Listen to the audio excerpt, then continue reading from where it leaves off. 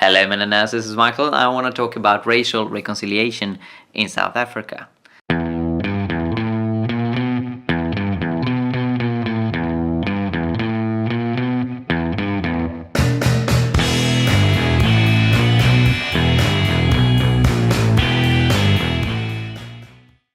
So a couple of years ago, I read a book by a vineyard pastor in South Africa called Alexander Venter. The book is Doing Reconciliation, and he talks about how he has committed a lot of his pastoral life to racial reconciliation, both before and after apartheid fell apart. He co-founded a project called Soweto, which had in mind to make white people from Johannesburg and black people from Soweto to come together and share their lives and get to know each other and worship Christ together and really work actively against the mono-ethnic and monocultural churches that are unfortunately far too common in the world, and that is not really representative of how the kingdom of God in heaven will look like.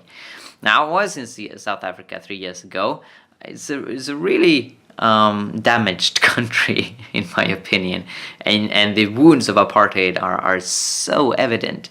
It is still one of the most unequal countries in the entire world, and there are many social problems that come not just by poverty but by inequality. You can see that by looking statistically on other much poorer countries in Southern Africa, and you see that they have less crime, they have less HIV/AIDS rate, they have other kinds of social problems that are to a lesser degree in these countries because they are more equal.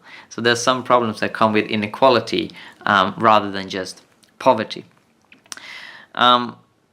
I was at a ministry called Iris Global. It's actually based in Mozambique, but their South Africa division is extensive, and they have a lot of things going on.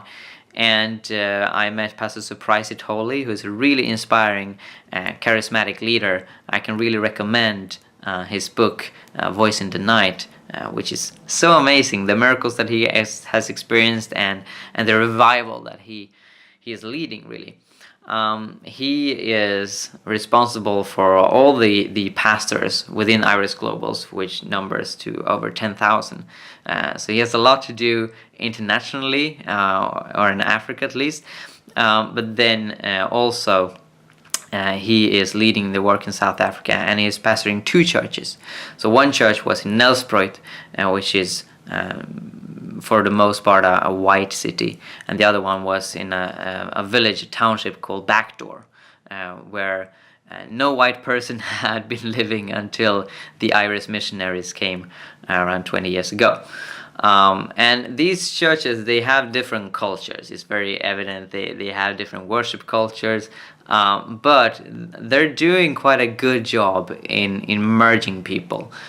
So in the church in Nelspruit, there were quite a lot of South Africans, whereas in the Backdoor church there were people from European descent, the missionaries and other people that came from the Nelspruit church to visit, and they were trying to blend it together, and I think it was a touching and very good example of how to work with this reconciliation that is so needed also in the Western world, obviously.